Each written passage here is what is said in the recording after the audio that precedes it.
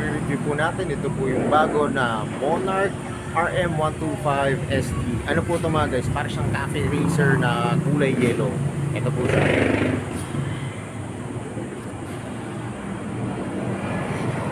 Mga guys, Monarch.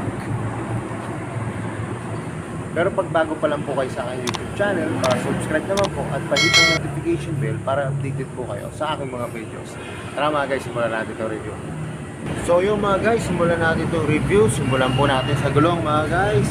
Ang tatak po ng gulong nito ay U1 Sane na ang sukat po ay 2.50 by 17 po mga guys. Mga guys, so ang ganda kasi yung kanyang drum brake saka yung kanyang rim po tinero na po, glossy po siya na black. Ang ganda po ng bagay na bagay po doon sa pagkadilaw ng motor. Tapos ito po yung kanyang spike ng gulong sa harap. Yan, makapit po yan.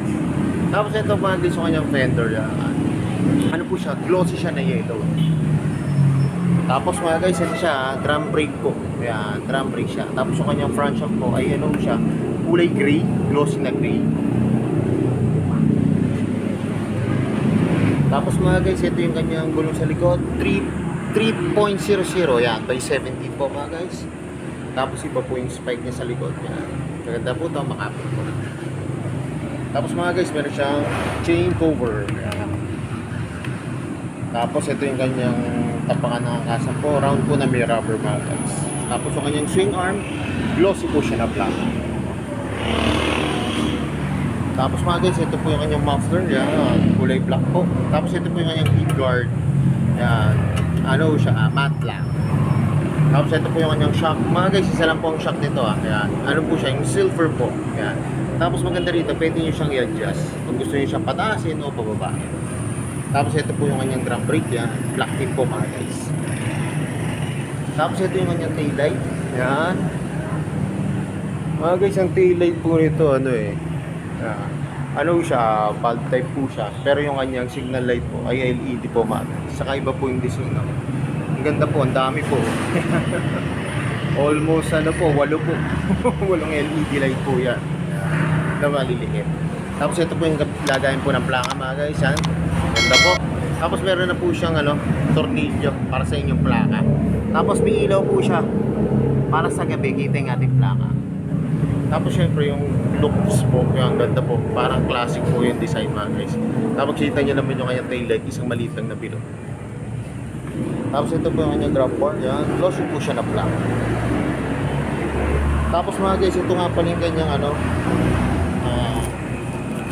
harapan po. Halogen po yung kanyang ilaw sa headlight. Tapos ito po yung magkabilang signal light niya. LED rin po mga guys. Tapos mga guys, ang ganda po ng ito, yung upuan yan. Classic po. Classic design na kulay brown. Yan, kulay brown po siya. Tapos meron po dito ang decals na nakalagay na RM125 ST. Tapos mga guys, ito po yung kanyang kickstart. Yan, ganda po. Glossy po siya na black. Tapos ito po yung kanyang engine na nakalagay po na Monarch, naka-impose. Tapos ito po yung kanyang brake pedal. Yan, kulay matte black po. Tapos maganda dito mga guys, may guide po para hindi po dumudulas yung ating pa. Pag nakatapak na po tayo ganyan.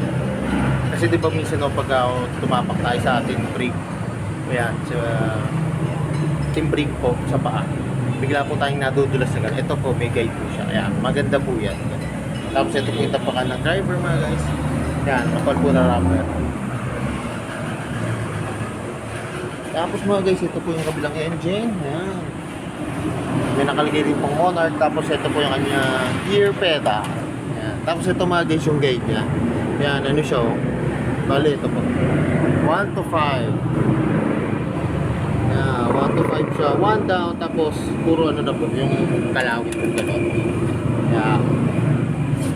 Tapos mga guys, ang kanyang side stand at center stand ay glossy po na black. Tapos ang ganda po mga guys ng gas tank dito. Ganda po ng design. Combination po ng yellow tapos white. Tapos ito lang po yung kanyang decals. Yan, tapos ito po yung Monarch na logo. Tapos mga guys, ito po yung kanyang gas tank. Yan, classic po. Ganda ng design. Terno, bagay na bagay. Tapos mga guys, ito yung kanyang manubela. Ito po yung mga function. Yan, lapot po ng kanyang clutch. Tapos mga guys, ito po ay passing light. may choke po siya. Carb pa po siya mga guys. May choke po siya. Tapos may high and low, signal light, busina, tapos may hazard po mga guys. May hazard siya. Mga guys, may kill switch pa. May park light. Tapos ito po yung electric start. Maganda mga guys dito, meron siyang electric start. Tapos yung nga po may kick start. Para pag ako nalulobat, yan, at least meron po tayong pampa-start ng motor. Tapos yung kanyang throttle yan, lambot po. Pati po yung kanyang brake lever. Tapos mga guys, ito po yung kanyang analog gauge panel. Yan. Classic na classic, bilog lang po mga guys. Yan. Makikita nyo po yung bilis nyo, tapos yung tinakbo nyo mga guys. Tapos nandito po sa ilalim yung ano po nito. Yung tingin ko dito mga guys, yung sa gear. Yan, tanggalin ko lang ako. Pero pasensya na mga guys, kasi hindi ko siya masyadong maninag, saka hindi pa po siya operated. Pero nakikita ko may number, ayan o. Siguro ito po yung gear indicator mga guys. Tapos nandito na rin po yung ano niyan, yung fuel po. Ayan. Tapos mga guys, ito po yung kanyang susi. Ayan, ganda po ng design. Simple lang po. Ayan, tapos may logong Monarch. Tapos ito po yung susian.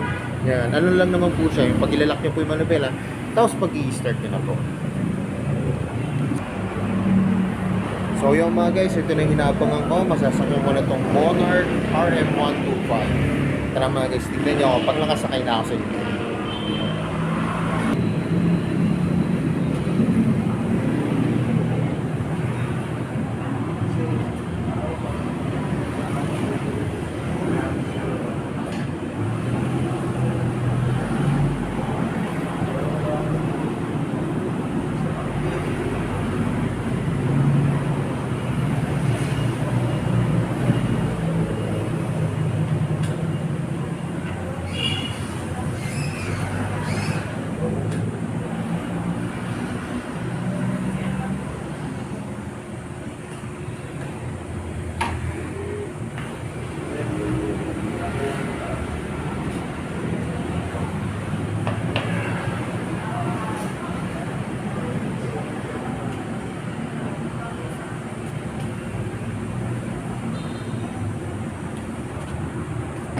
So yung mga guys, nakasakay na ako dito sa Monarch RM125. Mga guys, kita nyo kanina, nung binibidyo ako po siya, abot-abot ko po yung sahig.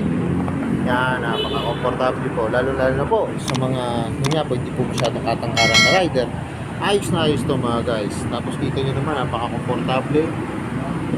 Yung gas tank niya po, hindi sobrang laki. Tapos nakaganda po yung, yung hulma po ng gas tank dito.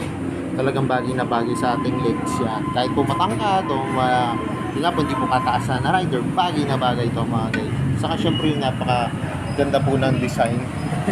Classic na classic look. Tapos ang layo nyo mga guys, oh.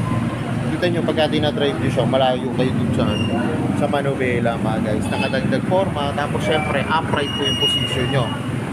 Tapos yun mga guys, alam ko ito na yung inaabangan nyo. Ay mga guys nga pala, yung upuan napakalambot. Ang sarap upuan po yan, napakalambot. Tapos kagandaan po, naka-elevate na po siya ng bahagya para po sa inyong backlight. Yan. So yung mga guys, alam ko ito na yung inaabangan nyo. Magkano pa ngayon itong Monarch RM125 ST. Tara mga guys, tignan na natin yung price. So yung mga guys, ito pong Monarch RM125 ST. Yan. Ipopost ko na lang po mga guys yung kanyang price. Yan. Yan kung naghahanap po kayo ng classic look po na mukhang cafe racer po. Bakit hindi nyo po pasyalan to dito mga guys? Ito po sa may barangay Balibago, Santa Rosa, Laguna mga guys. Kasi mas maganda po pag makikita nyo po ng actual yung saka mga guys, ito pong RM125. Ito pala po yung nakikita kong kulay niya. Yan, hindi ko pa alam yung ibang kulay po nito eh. Ito pala po, yellow white. Yan. Pero kita nyo naman, yellow white brown. Talagang ang ganda po ng kombinasyon ng kulay mga guys. Lalo na pag makikita nyo sa actual to. Kaya kung ako sa inyo, pasyalan nyo naman mga guys para makita nyo yung mismong actual unit. So yung mga guys, hanggang dito na lang. Kung bago lang po kayo sa aking YouTube channel, pasubscribe naman po at pahit ng notification bell para updated po kayo sa aking mga videos. Salamat nga po pala dito sa may Skygo, dito po sa may Barangay Balibago, Santa Rosa, Laguna, at nare-review ko po yung mga motor ko.